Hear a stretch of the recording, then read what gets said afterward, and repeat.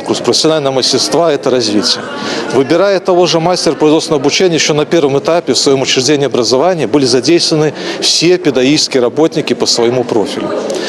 Конечно же, каждый подтянул свои знания по разработке УМК, по методике преподавания занятий. Как мы видим сегодня, отрепетировали свои умения петь, танцевать, демонстрировать свое владение сценой, залом и так далее. Мне хотелось воплотить какие-то идеи в жизнь. Да?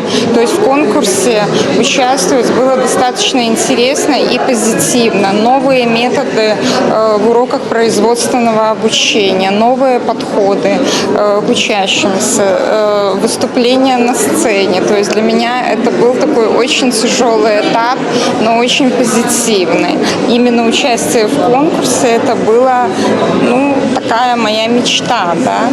Главное испытание финала – творческий номер, мастерство, устремленное в будущее. У каждого конкурсанта было всего 10 минут, чтобы со сцены рассказать о себе, своих увлечениях и, конечно, профессиональном опыте. Я работаю уже чуть более 15 лет, а на конкурсе «Мастер года» я участвую впервые.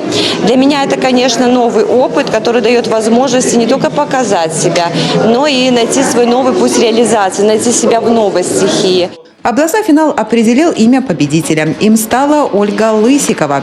Именно ей предстоит защищать честь Гродненской области на республиканском этапе «Мастер года-2026», который состоится в Минске в ноябре.